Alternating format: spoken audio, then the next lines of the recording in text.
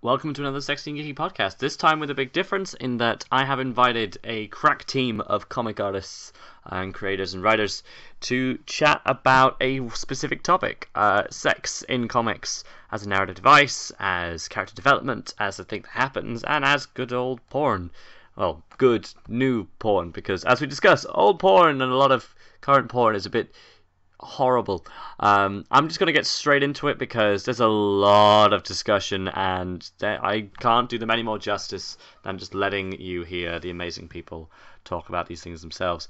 Our panel of creatives includes comedian and writer and comic artist Paul Savage, who makes very short gag strips, which are hilarious and amazing. Hi, thank you, hello. I waved, even though this is audio. I'm a fucking idiot. Includes Tab Kimpton, creator of Chaos Comics, Discord Comics, Shades of A and Minority Monsters, and the upcoming series Gay Butlers, who makes a lot of slice of life, coming of age, LGBTQ stories and smut. Cami D, who makes Get Your Man on Tumblr, which is a super gorgeous, sparkly, colourful, amazing, pretty smut series. It's very cute, very soft and fluffy, but so pretty and very hardcore in its sexiness. Hello. Hey, hello. To clarify there, Tab is tuning in from England and Cami's in Germany, but I couldn't get a hello from them without overlapping each other, so sorry guys, you appear to be quite in sync. And from Spain we have Rain, who's mainly in the plane, who creates Sextories. She was the creator of the entire project, an anthology of sex-positive and progressive stories that try to bring discussion and plot and actual interest and investment into characters into short stories about sex. Hello! They're all super awesome people that I love to pieces. I've met multiple times and really, really cannot recommend checking out the work of enough. All links to that will be below, especially for Rain, whose Sextories issue 3 is currently on Vacami, a Spanish crowdfunding platform, very similar to Indiegogo and Kickstarter. If you want to hear more from them, or hear some more detailed introductions, I've put up a preview of this podcast, which is just us introducing ourselves to each other, having a bit of a laugh. It's really good, but I wanted to get straight into the discussion itself. So without any further ado, we were just discussing the shortfalls of the porn we all know and don't love. Ding! It's interesting how in the past few years, while the rise of the internet means that more and more porn is available everywhere, in some ways it's been sort of burned down to such a certain niche and been made into something that's all very similar looking when you look on the surface, and it's very difficult to find things which are more about human connection as opposed to titillation or shock value. Yeah, and in the same vein, I think also sometimes that I would like to reject the label of porn, because porn, I mean, I don't have a problem with porn, except at the same time I do, because porn is also like about trafficking of actual people and hurting actual people. I'm guessing that's something you get a lot because of prostitution being legal in Germany. It's something you see a lot more than we do. Yeah, except I don't really know a lot about the German porn industry, like literally porn industry. What I did, I listened to a talk that a woman gave on porn more in general and about the men that consume it. And what she said was that there's like a development towards more extreme things, and that even within... Was that a woman talking about gonzo pornography? Yes, exactly. Yes, exactly. That's the thing, and that really touched me, because before I wasn't really thinking about it. It was like the label porn. Okay, it's about sex. That it can be positive. Why not? But that really had me thinking, because it has this apparent development towards more extreme things, towards more violence, and that even if you think of an idealized situation of a woman that decides on her own, or a man, a person in general, that decides on their own to like pursue the career in porn, having to do these things is just, I mean, there can never be something positive. It's about power and like power inequality, about being stronger than someone else, about like, yeah. And that's not necessarily something that I want to be associated with. So what I think, and here's where I'm coming back to what you just said, I think there might be a need for a new kind of label for these sort of positive things that are about sex, but not about a power struggle and not just about arousing thing. What do you arouse? Sexual desire or horniness? I don't know. Not just about that. Not that that is a necessarily bad thing, but it's not just about that. It's about being positive and being more human than what is classic porn. And actually, we are trying. Oh, sorry. There's loads of stuff that's sort of missing from porn. Is when was the last time you saw a video of two people where they actually looked like they wanted to be there, if you know what I mean? Yeah, where they're just sort of like, when was the last time you're like, oh, I'm really attracted to you, not I'm going to shove things in your orifices because from the angles that it's deemed to. That's sort of one of the things that you can do with when you're drawing it, is you can put them in, in physical positions where it's not actually, it wouldn't be fun in real life, but because you're not constricted by any sort of real world physics, you can have all sorts of playing fun with that. You can do interesting things. Actually, it's I think it's a problem of conception. I don't know if I'm using a correct word, but I think that we think about porn as a dirty and ugly thing. And I think if we can change that conception of porn, if we can do things closer to the real people, if we can do stories that actually are exciting because they are interesting and they are more real, we are going in the good way. I'm not sure yet. Yeah. Oh, totally. Yeah, definitely. Yeah. Yeah. Well, that was one of the things that Tab was saying earlier. He was saying, "Oh, my characters do this," and I don't think there's ever been a character in porn, if you know what I mean. I think obviously some of them have names, but they're generally just pizza guy, that woman, right? Yes, no they're more defined been, by what they do in the sexual act. If I had to imagine what a script looks like, it probably says something like guy that gets fucked in the bum by other guy, and that's how they're defined, and that's what they are, and yeah. As opposed to who they are outside of the sexual act. Yeah, and they just sort of stripped of all humanity. Like you don't want them to be it'd be like in a way. It's an interesting thing with characters in actual acting where they're like, oh, what's my motivation here? Which obviously don't need. Actually, there's no motivation. Ejaculation, obviously. Moving on. It's like, it's far too minimalized and simple. Yeah, except that's not necessarily even such a bad thing, because that's also a situation that I think just happens in real life, that sometimes you just think, hey, I just want to get off, and why not? If your partner is willing and also in the same mood. And so that's not even, I think, that much the problem. But I've come to really think that maybe there should be a little bit of segregation between the sort of thing that we do, and by we I don't just mean us people here in this podcast right now, but other people who also do similar things. Not because I think that sex is bad. The opposite is the truth. That I think it is a very normal and positive thing, and that's what it should be going back to. The image that people have of sex should be going back to that, away from what porn seems to be telling.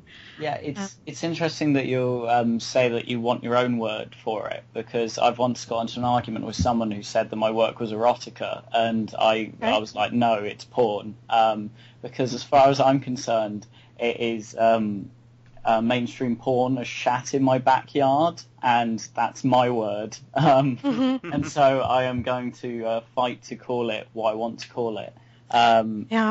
It's I totally get where you're coming from, but my brain's gone about it a completely different way.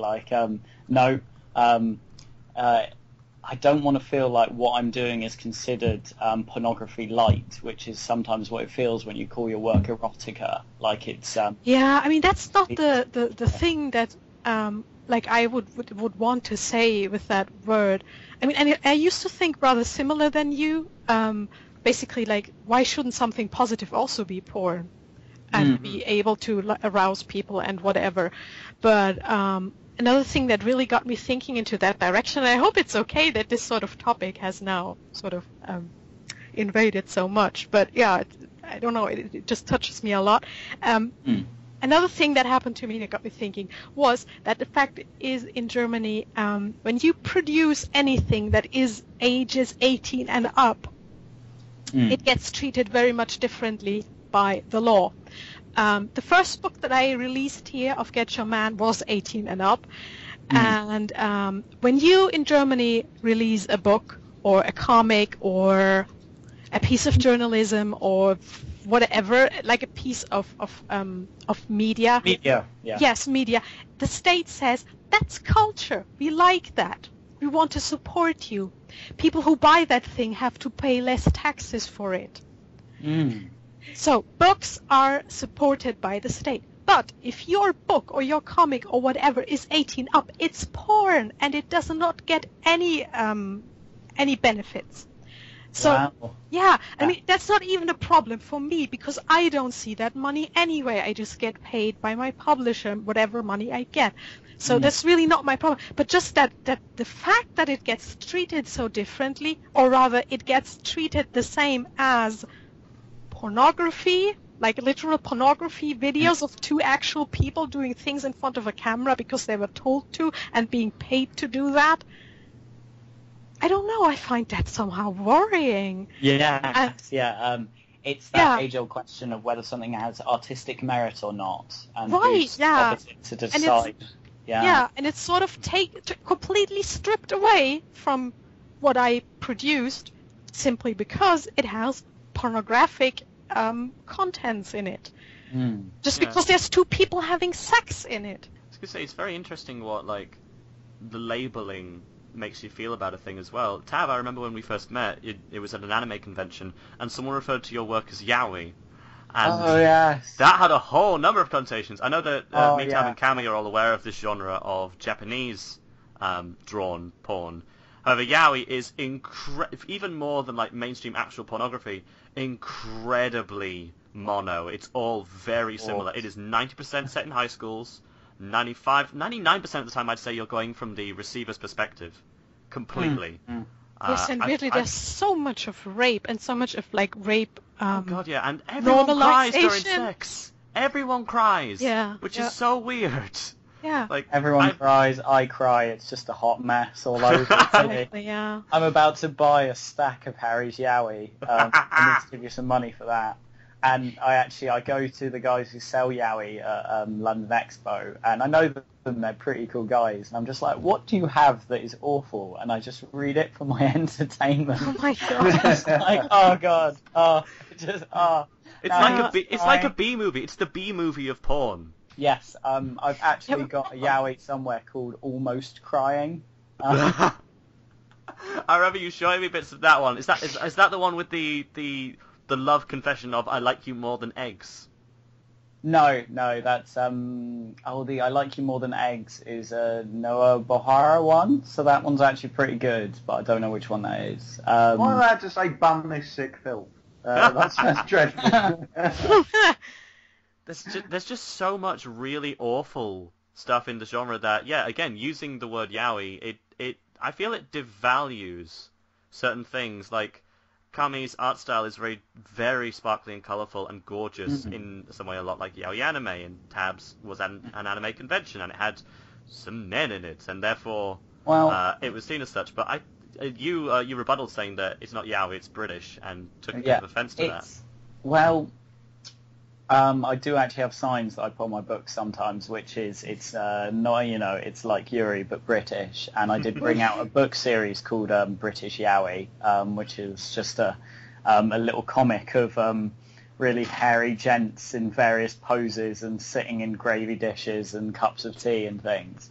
It's beautiful. But sometimes the words you use to describe your work isn't about what it's actually about, it's just whatever you can call it to get people to fucking read it.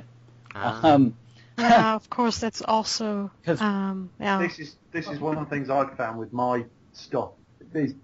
It's almost genreless because there's not a thing. It's funny little 3-panel comics and a collection of them. And they're the sort of things that used to go into newspapers before newspapers hit the bottom and fired all their cartoonists. And you go, it doesn't have any characters, it doesn't have a theme, it's literally set up bridge punchline for most of them. And it's really hard to explain to people what it is. Yeah. And that's not always a good thing. I find that, like, being not in a certain genre is, can be very, very detrimental to your success with your comic. Because it happens a lot to me that people will start reading my thing because they say, oh, the style looks so cute, and then suddenly the characters get naked and one of them is really hairy and the other is very, very thin, and they have at least for yaoi they're not properly yaoi characters. Exactly, yes, and like they have very graphic sex. Yeah, and it's like very shocked when they suddenly see that, and because it's not what they expected, and that's they can't comprehend that because neither of them have muscles. Then who is the top? This doesn't make any sense. Sort of like that, and they are they don't buy it, and they're just very, very shocked, and they don't know what to think about it. And on the other hand, you have those let's call them like hardcore Bara fans. Yeah. They look at it too skinny. Yeah, they look at it as like, no, is this looking too happy? They having too much fun. I don't know. What's the problem of how much fun having sex? I don't understand.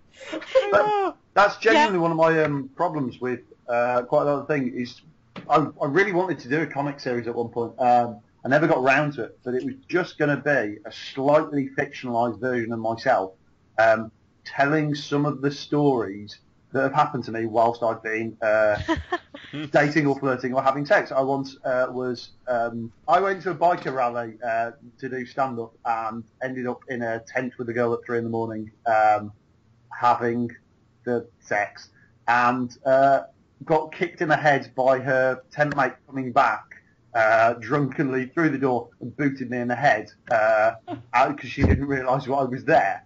And I think that's a funny story. I want to put that into a comic, but that's the kind of thing that you miss from stuff, is the weird stuff. You know, I've said some hilarious things in the middle of having sex, right? That's life.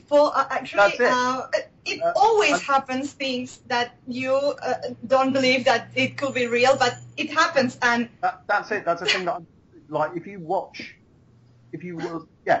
loads and loads of stuff, you'll never see the funny side of the funny side of sexual relationships being represented.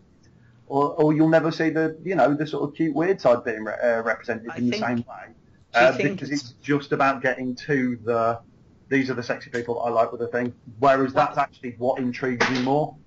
Well, do you think it's because of you even see it in the romance industry about sex being serious business? I think it's possible to do with the heightened emotions aspect of it, but they need to make everything really serious and life or death. Romeo and Juliet's a very early example, but it's this whole romance and love is serious business and not to be trifled with. What I think plays a lot into that is that actually a lot of people out there don't want that in their sex stories or romance stories.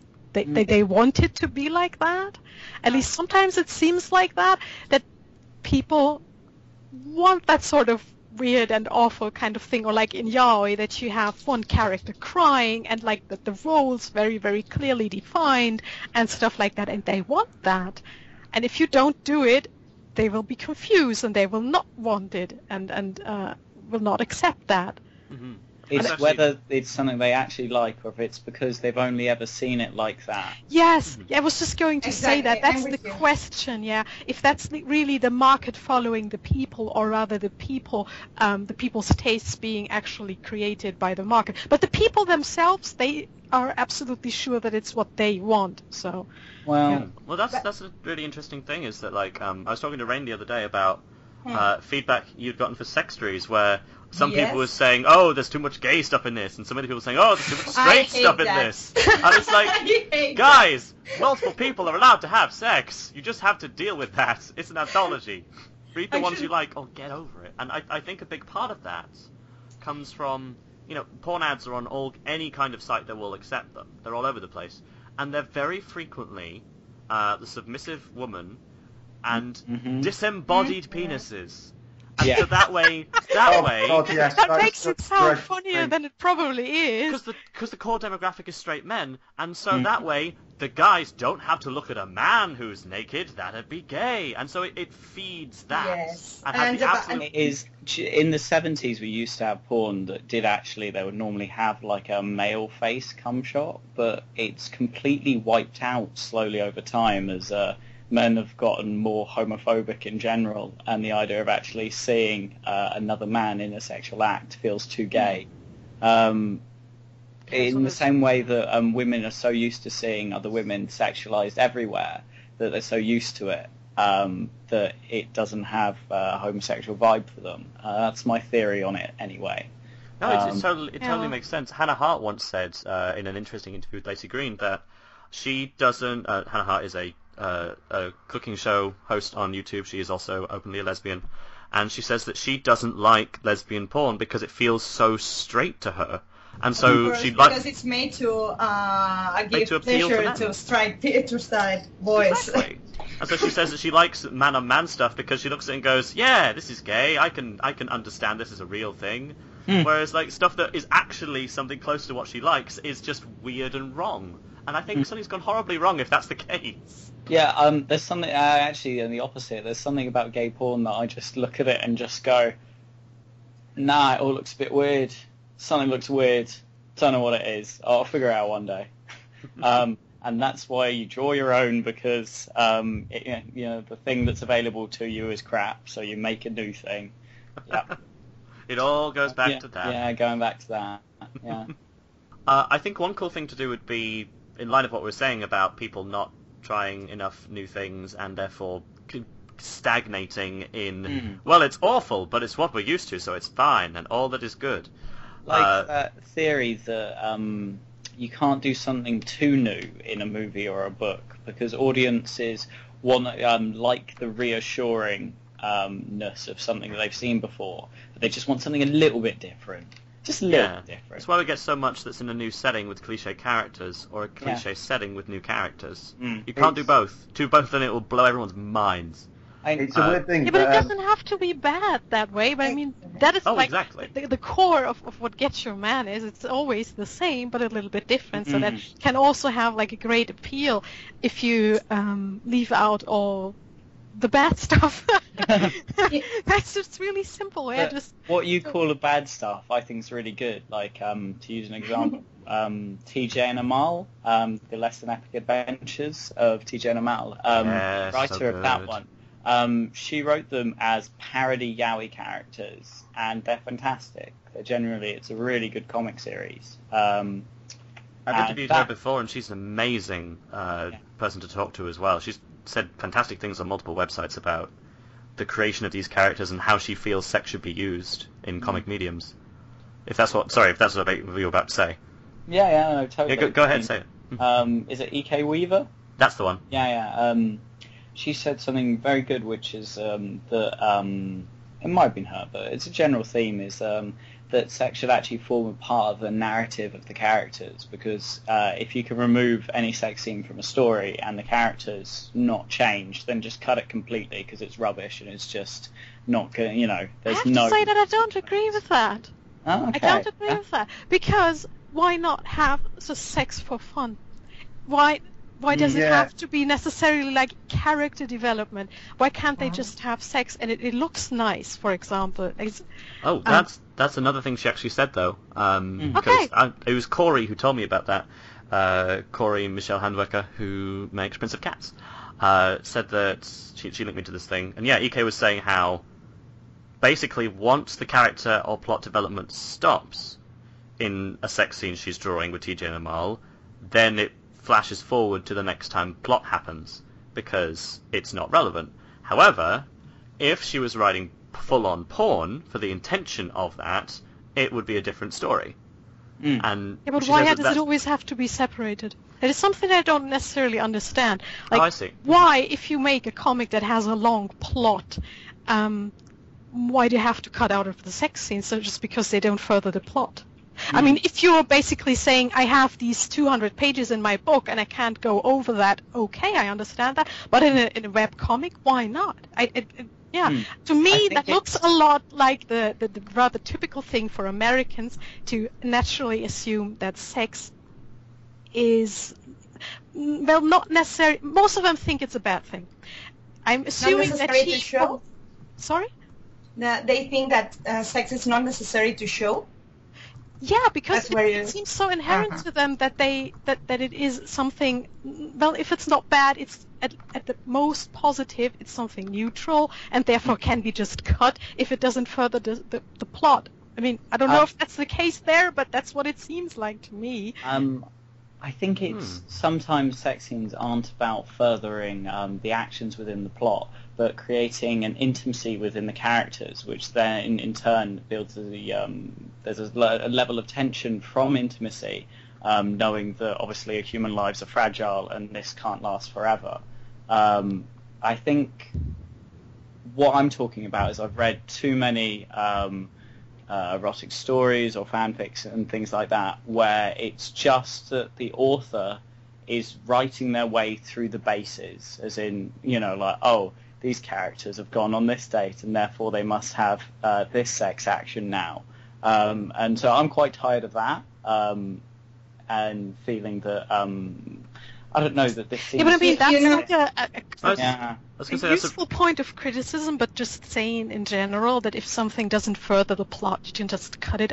I don't know. That seems a bit making it too simple, and putting sex on like a sort of pedestal that it has to further the plot, or it can't be in there. Like, I would say that most comics, for example, have sometimes panels in them that don't further the story in any point, but they're just beautiful, or like a nicely drawn background. I mean, you could also do it with... Setting, though. Sorry? That's character setting, sort of creating the world that something is in. Yeah, exactly, but why can't sex also be part of that, then? Yes. Of just the characters, just having that's like a really good... nice time together. Because... I mean, I find it interesting that you're so in support of that story, but also you like Get Your Man, because I think that Get Your Man is nothing but that, because Get Your Man does not have any real plot. It doesn't go anywhere. Not really. It's not that they have this big problem that they have to solve. It's just like a continuous flow of things that just happen to these two characters. Cami. Sorry. No, it's all right. First off, I think you're better than you think you are. Second, no, I think it does tie back into what Tab said after that. A lot of your sex scenes do, though, reveal things about the characters and how they behave differently in the bedroom sometimes, things they want, things they try to get, and like how they approach that. And it is super interesting. You also have a lot of sex just for fun. There's a lot of pages of sex in Get Your Man. There's no way around saying that, and it's awesome. And I love that. I wouldn't change that. But I think that your sex isn't meaningless, which is really good. Well, I think that in there comes the question, what is meaningless sex? What makes it meaningless? Is it meaningless if it doesn't further the plot? Then the sex in Get Your Man is sort of meaningless. But if it's like... that it's okay to have some character. Well, I think we're striking up against what we consider plot to be, because I think development between two characters is plot and should be treated as such. And I think that in life, I can't say that there's any sex I've ever had where I've been the same person from when I started to when I finished, and that I think your stories do reflect that. You know what happened? I think we interiorize narrative rules. We have in our heads really clear comic rules or writing rules, And trying to break that rules, it's so difficult. And break that rules, it's just doesn't mean write different kind of stories. It means draw different kinds of bodies, draw different kinds of styles, and try to break every single rule of what every time everyone tells what is correct. I think that's the basic problem. You Tab are tired of that kind of stories that that character in that moment will do that. Yeah, and Cami, it's for very example, predictable.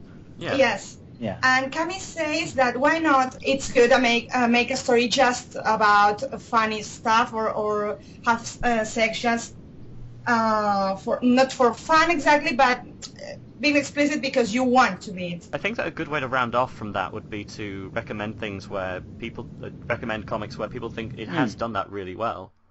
It could just, to keep things positive and to, like, if people aren't trying new things enough, maybe we should recommend some ones that they'd like. And I'd like to start with Paul because I think he needs to shoot first. Sorry. You still there, Paul? It's all right. No, it's all right. I've got that thing I do where I go, I can cram 9 things into today. It's fine. What have I enjoyed recently? I like Oglaf because that's funny and what else have I read that I quite liked? Pass. I don't know. It's been a while since I've found anything that I didn't go, oh, this is dreadful. Awful lot of that. In mainstream comic world, Saga's pretty good. Interesting what Cami, you were saying earlier about how the difference between a 18 plus comic and a under 18, or whether it's art or whether it isn't or not. Saga it's a sort of space opera, and a couple of it are shown to be having sex, and sex is within the story, but you can pick it up for most comic book stores. So it's interesting where the line seems that where is the line where people draw about this? Well, what rating does it have then if it has sex in it? I have a copy just here. Hang on. And I think the answer to that one is the line is Image Comics because Image produce everything that's good. They don't really seem to have discretion over what the content is. Rated M for mature, which is nice and vague. Yeah, vague. I think it just gets the general thing of if you consider yourself reasonably adult, you'll probably be fine. Well, So that's one below R, isn't it? R is basically like 18 and up. I'm not actually certain of the UK comics. Yeah, rating. because if I remember that book actually, it has the picture of one of the space queens is giving birth in it, and you proper see like a head coming out of her vagina, and and I remember like being like whoa when I saw it because don't see that every day. Especially in a comic book. But I don't know if it's like the miracle of birth and result of sex. I mean, it's okay to like put it in there. What's the difference between seeing that something coming out versus something going in? I don't know. I think in Germany the distinction is made. You can have something be aged 16 and up, which I think is like being rated M, sort of. When you can show sex in that, but you cannot show an erect penis. Oh, okay, yeah. That's where the line is drawn, which seems super I'm tired of that. Yes, so dumb. I mean. Oh, here we go. If it's ESRB that are rating it, which I think it is, then the rating will be C child for everyone. C child, E for everyone, E plus for everyone above 10, teen, mature 17 plus, and then adults only 18 plus. Okay. Which is a weird thing to consider that within that 1 year you suddenly gain complete sexual awareness and being totally fine with whatever. It's true. I think that your age is a factor, but not the main It's 2 years here in Germany, which doesn't really make that much of a difference. But yeah, it's like, so I guess it's more or less the same thing. M is basically like 16 and up, and R. Well, I still think it's weird that you can drive a car at 17, but you can't have sex. You can't watch porn until you're 18. Yeah, but that's especially since you can have sex at 17. Is that 16? You can join the army at 16. Yeah. Right, so you can kill people and drive a vehicle that can kill people earlier than you can watch porn. And a tractor. Yes, and a tractor. That must be terrible that you could be driving a tractor and just attracting all those farm girls. Exactly. Warm to me. It just can't get their hands off my wheels. But that's a problem of education, I think, and it's a real. And I think the problem is bigger than we think, because if we don't talk clearly about sex, we are doing of sex a dirty thing, and I think that it should be not shown, and it's. I think that's the bigger problem. I think that's like almost a topic for another podcast. Like, what does it say about our society that we're more okay with violence being shown and being shown to kids than acts of sex being shown? I think it means it's fucked. Yes. Yes. It is. It's the old American puritanical thing that's... Like here in Germany, we are... I mean, I can always just put everything on the backdrop of America, because that's like the biggest thing and the most active sort of, they're the most vocal about their media somehow. And in Germany, we're a little bit better than that. Like, you can show a naked woman on TV and not everybody will freak out and it will not naturally be that sexualized. But then again, we have that rule that everything is automatically rated 18 and up as soon as you show an erect penis. Whereas, like, you can have all sorts of violence in a comic and you can get away with it being ages 16 and up. But yeah, as soon as there's just one erect penis, then no more. Yes, in Spain it's exactly the same. Yeah. It's really interesting, and yeah. Right, guys, I really have to go. This has been really, really, really interesting. But I will speak to you another time. Thank you very much. All right, go. Bye-bye. It's good having Thank you. you. Bye. But this is super interesting. I would love to try and get Dr. Lindsay Doe on, who's like a YouTube sex educator and really knowledgeable of these things. She did an episode recently of her show about the effect of porn on people and like the perceptions of sex related to it, and how it's really not as simple as we would like it to be.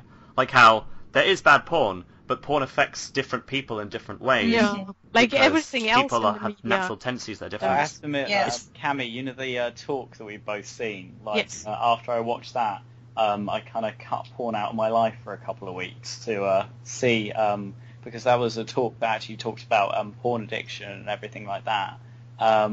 And to be honest, what I learned was I was relatively fine, not actually a porn addict, but I kind of abstained completely just so I could start from a neutral point and then go back to it, feeling like it was, that my brain wasn't being controlled by other people, because, that was a scary thought. Yeah. For me, it was less about my own consumption of it, because maybe it doesn't even have anything to do with it, but I'm asexual. I don't consume any porn. A porn meaning of videos of actual people, except for reference for when I'm drawing. So. Oh yeah, of course. Yeah, I mean, it's always, a beautiful always thing go about for real being bodies. an artist. You have your computer full of porn. If someone asks you, like, yes, of course I have porn. That's just for reference. So, no, but honestly, yeah. And I really don't have a problem with other people consuming it. It just, it opened my eyes so much because I didn't know anything about it, because I'd never seen any except for some very, very few things. And that's what shocked me a little bit, and that's why I'm these days a little questioning the usefulness of that term porn in order to like describe what I'm doing and what other people that I like do. And as an interesting thing, Gay Butlers, which I'm writing, that is basically as much as I say about that you should write plot into things, this is basically plotless. But one thing I'm doing is I'm going to see how filthy I can make something without putting any genitals in whatsoever.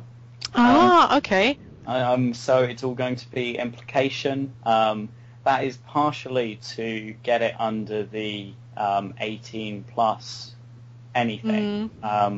Because in some ways I like keeping my comics able for younger people to read, because I started having sex quite as a young teenager, and some better examples of sex around would have been really useful for me.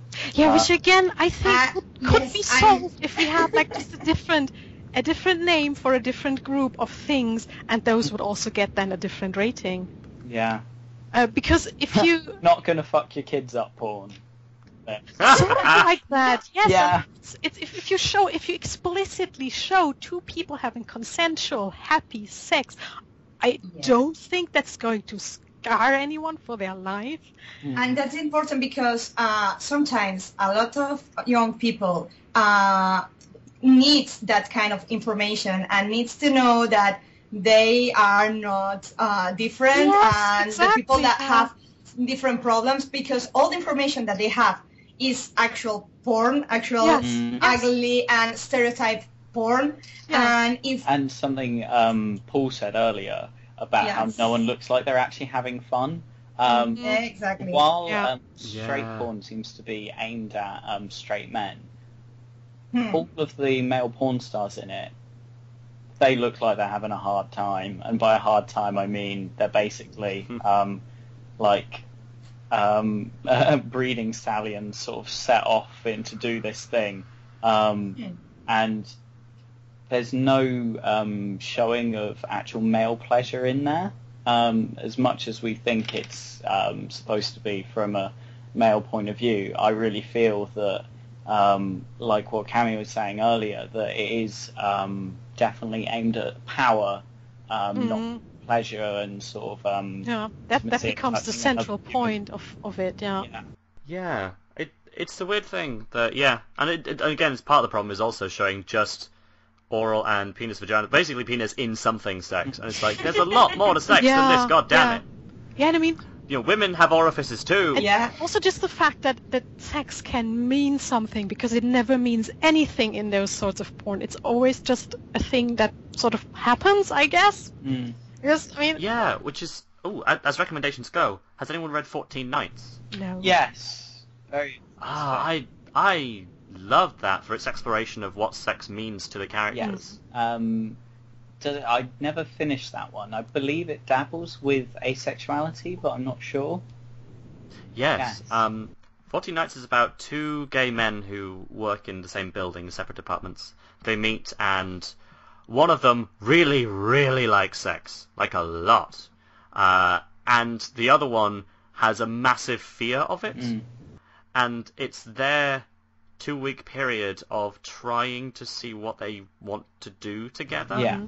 And basically, the sex-afraid character tries things, he gets increasingly okay with them, and then into them, and then kind of has like a not great reaction to a lot of it, and by the end, they're just like, by a certain point in the story, it's not actually completely at the end.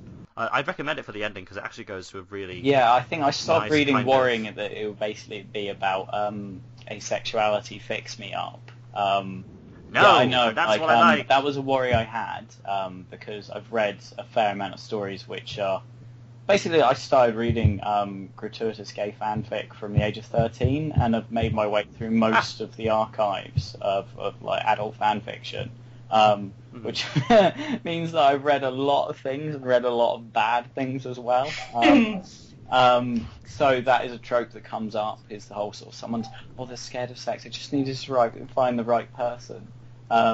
Well, and in a lot of the cases, just need the right dick, just the and right then you'll be fine. It's like, no, not a thing. Yeah, but I think for that you have to look at why people write that, and I think that trope is basically... I'm not trying to defend it, by the way. I mean, being an asexual myself, I see every day just how stupid that is.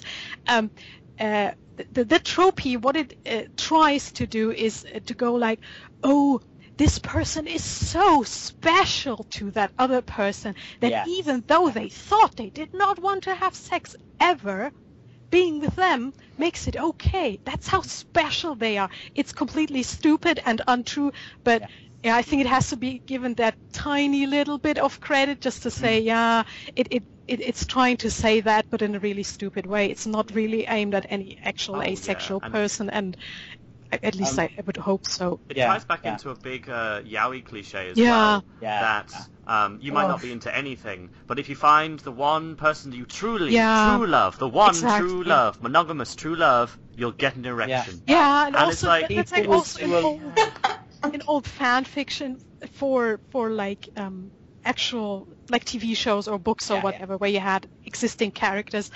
The thing that I'm not gay, but if it's you, it's okay. Oh my god, that kind of situation of, I'm being raped, I'm super straight, but I'm being raped, and then I discover my sexuality because... that's so awful, Oh god, yeah. The best way to a yaoi boy's heart is through his anus, and suddenly you find the switch that makes them fall in love immediately. And it's horrible because they are doing that cliche that anal sex is just for gay people, because if you're straight, you can't enjoy it. And well, if you think about it, they say that in surveys have realised that at least 50% of straight couples have tried anal sex, whether or not they like it or not. It's not part of this statistic. But if you think about it, if about 10% of people are gay, and even if 100% of... it'll be 50% because, half of them, those gay people don't have penises as they're lesbians. If you think about it, say you've got 100 people, but even lesbians 10 of them are gay, sex. so 5 of them have had anal sex. If the rest of them are straight, that means he's talking about 40 other people who have had anal sex but are straight. There we go. Yeah. Oh, yeah. I really wish that orientation and gender identity was actually on the census, the national census, because then we'd actually have some up-to-date statistics to bloody work with. Leaping off of what Tab said about Saga, Image are doing a lot of really good comics at the moment that just include sex as a thing that happens. Please deal with it. It's awesome. Yeah, which is great. Rat Queens by Curtis Weeb and Rock Upchurch is really good. Basically, D&D adventuring party of kick-ass ladies who just do not give a shit about people's rules. Brilliant. Yeah. It's so funny and so kick-ass and very gory. In the webcomics world, I just got a friend recommended me Butt Smithy. That's it's a bit of it's sort of medieval fantasy style, but it's got a very interesting relationship between a very fancy elf lord and I think it's a halfling. I'm not too sure what races are in this series. She looks like a halfling from the... Sorry, I've looked it up. Yeah. It's got gorgeous artwork. Yeah, the artwork is gorgeous. And the plot's, all right. But it's got a very interesting dynamic written from the point of view from a dominant woman, which is something you don't get very often. So I think that's true, not without them also being a psychopath. Yeah. Yeah. But it's about he's a very openly submissive, as in a really bratty, awful human being kind of submissive. And yeah, it was just a very interesting dynamic, and I'd recommend that a comic just to for variety's sake and gorgeous artwork. Yeah. And did this person recently feature on Ojo Sextoy? Oh my god, I loved it. Have you all just looked it up? It sounded really good. I haven't. I will. Up on their computer now, I know what I'm doing with my evening. I did this during Kami's interview, and we looked up the Glass Scientists, and literally there's 10 straight minutes of gawking over how gorgeous the artwork is. Yeah. Sparkle horse. So sparkly, that horse. Oh my Those god. colors. No, I need to read this comic now. Go. I have a recommendation too, because I really think that it's great to recommend it here. I don't know if it's been published in England or in English. The recommendation is Fraises Chocolat. It's the translation will be Strawberry and Chocolate. It's a comic book. Anyone know it? No. It's a comic book about a girl that is a starting comic artist that explains her relationship with with a professional comic artist that lives in Japan. Actually, they are a couple right now, and she explains all her sexual adventure with him and all her love adventure with him, and it's in 2 numbers. And they do explicit sex. They talk about their fears and the different of ages, because there are 20 years of difference of age difference between them, and it's really, really interesting. It's so cute and talks about sex as what it is. Sometimes it's wonderful, sometimes it's dirty, sometimes doesn't work because you have some problems, and I think it's a wonderful comic to read about. I'm finding it in French. I'm seeing if it's available in English.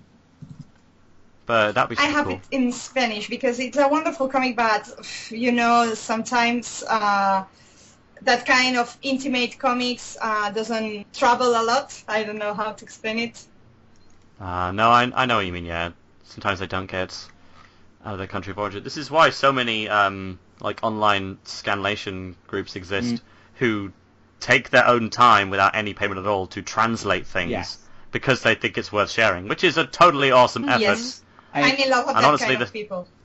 I'd love it if the companies they often translate from, and they often actually put up a disclaimer saying whenever anything gets published in English, and then are like, we are taking this one down, you have 5 days left to read it, sorry about that, but please support the actual artist, which is amazingly cool. Actually, I'd love it if the publishers actually look at this sometimes and go, hey, why don't we just pay them for the translation they've already done? Yes. Yeah, especially since often the fan translations are much better than the commercial ones.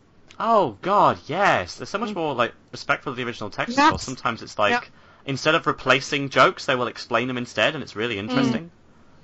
Yeah. And also, those people translate it because they love the original text and not because they just have to and maybe are, super stressed and have to translate a zillion things all at the same time. And yeah.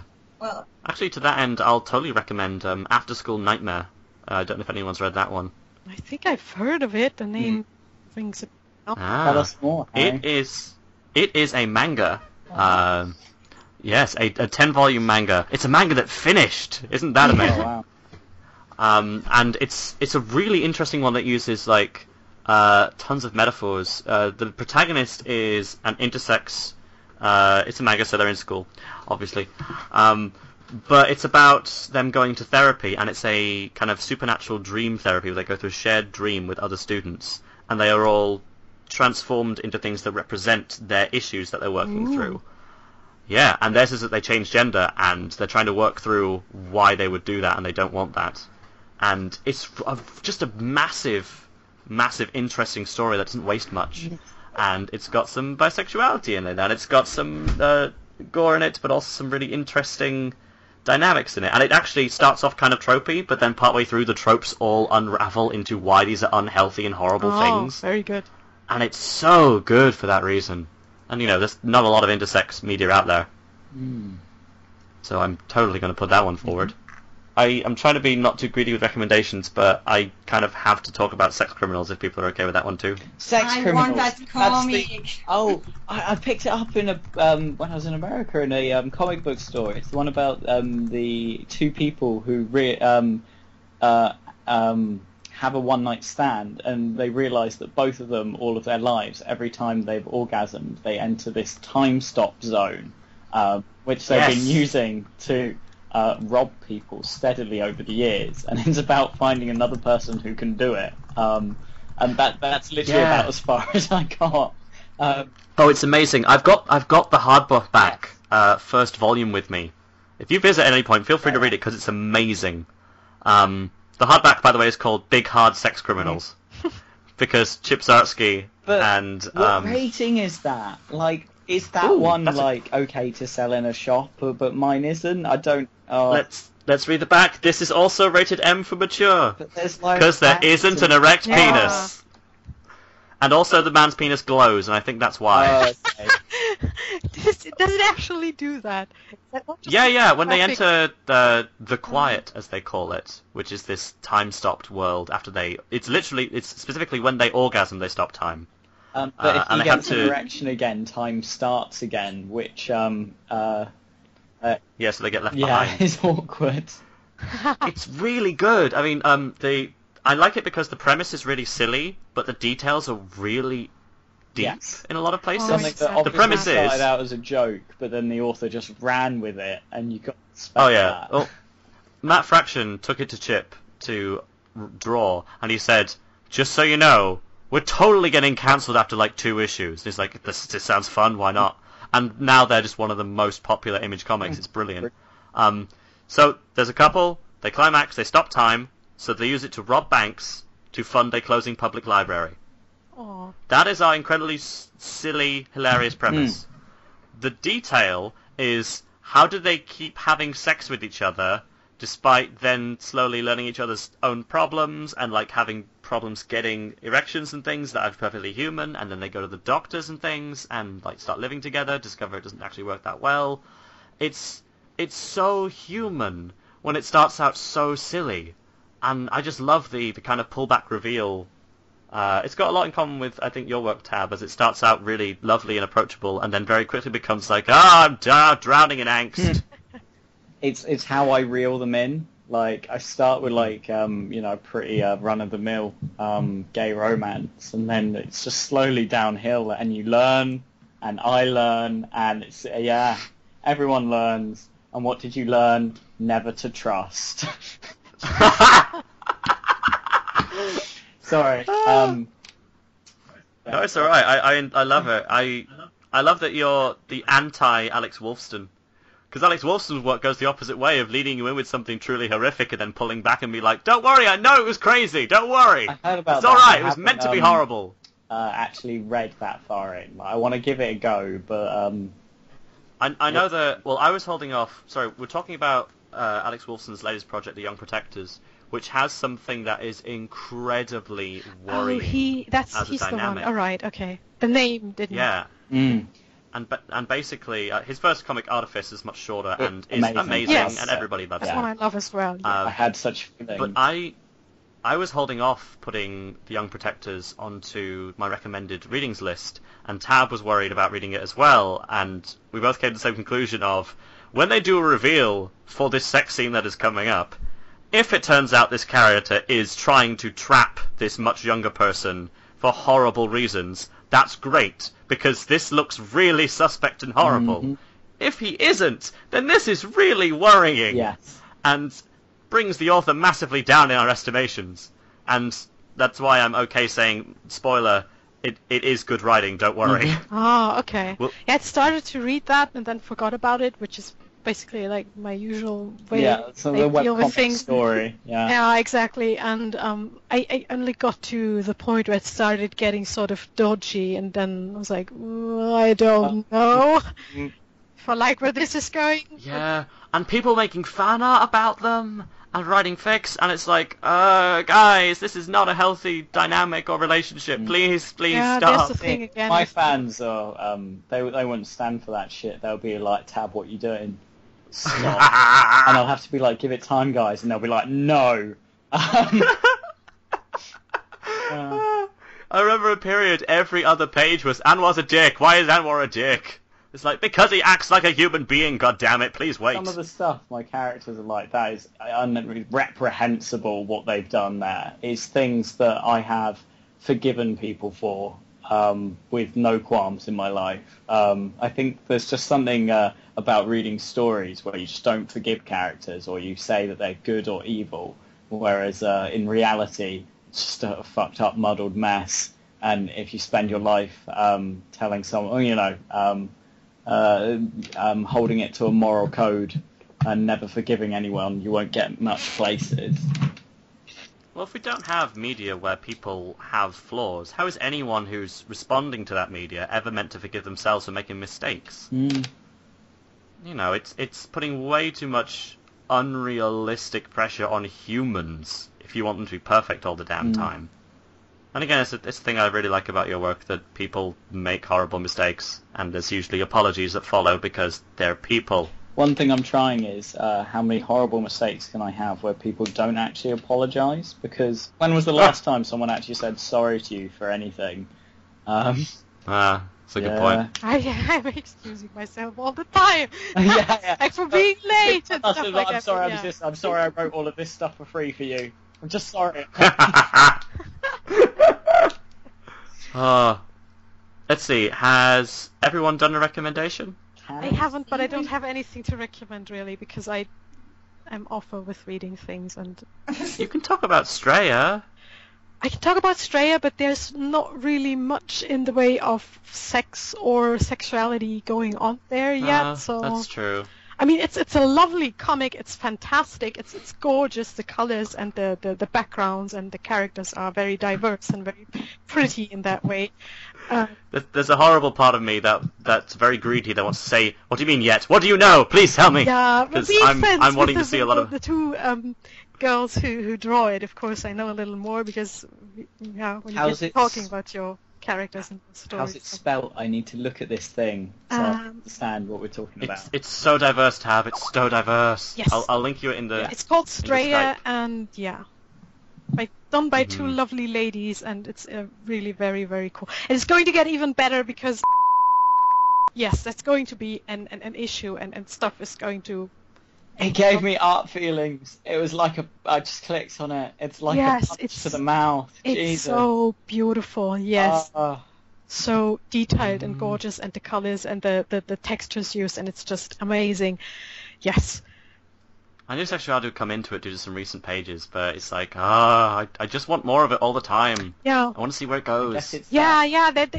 Obviously, those kind of pages take quite a while to create, so that's why it's not updating that quickly. But I think it's rather quickly. In fact, for that sort of level, if I tried to do my pages like that, I wouldn't be able to put out as many.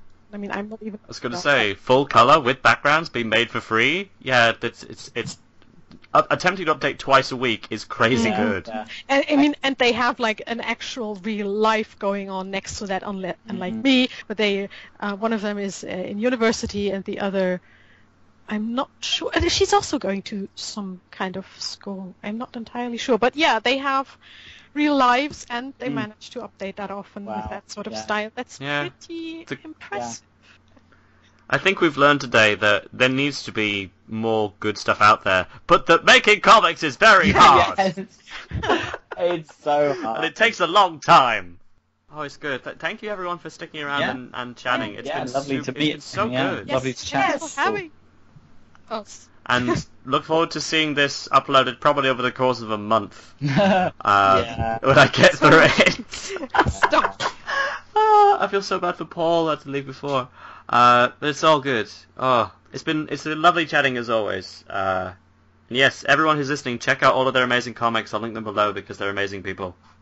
Oh, you're so cute. You are. You are. Well, I'm thinking I will take a shower because I will die if I don't. Yeah, I think it was a pleasure. Tab, it was a pleasure meet you. Yeah, you too. I wish you best of luck with your project. Thank you so much. Yeah, I'm sure it'll do great. And Cami, lovely to actually chat to you. Seeing, yes, I might be able to visit at some point in the next couple months. So yes, here's to not being serial killers. Don't know that yet. And that's my life motto. Fuck it. You might as well.